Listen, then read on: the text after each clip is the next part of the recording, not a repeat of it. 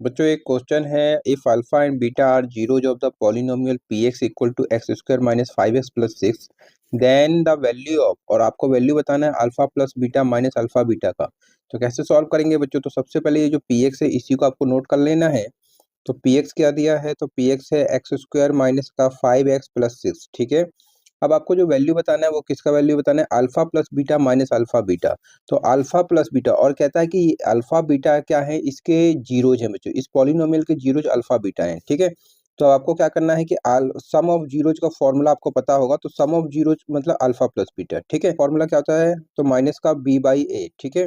तो यहाँ पर माइनस का साइन तो फॉर्मूले का है, और बी का वैल्यू जो होगा ये माइनस का 5 होगा, तो माइनस का 5, ठीक है। अपॉन में क्या करेंगे बच्चों? तो ये आपका एक्स स्क्वायर का कोफिशिएंट देखेंगे तो ये आपका 1 होगा, ठीक है। तो ये माइनस और माइनस ये आपका प्लस का 5 होगा, अपॉन में 1 लिखने की जरूरत नहीं है।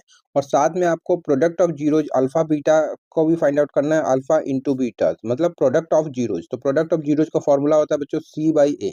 यहाँ पर सी देखेंगे क्या है, तो सी है हमारे पास 6, तो 6 लिखना है अपॉन में ए। तो ए क्या है बच्चों? तो एक्स स्क्वायर का कोफिशिएंट, तो ये आपका 1 दिख रहा है, तो 6/1 का मतलब 6 हो गया, ठीक है। अब आपको क्या करना है? तो जिसका वैल्यू बताना है, वैल्यू किसका बताना है? तो अल्फा प्लस बीटा माइनस का अल्फा बीटा। तो इसका वैल्यू बताना है बच्चों। तो अल्फा प्लस बीटा क्या आ रहा है? तो ये आपका 5 आ रहा है, और माइनस का अल्फा बीटा, तो अल्फा बीटा आपका 6 आ रहा है, ठीक है। तो 5 माइनस 6 किसके इक्वल होगा? तो माइनस का 1 होगा।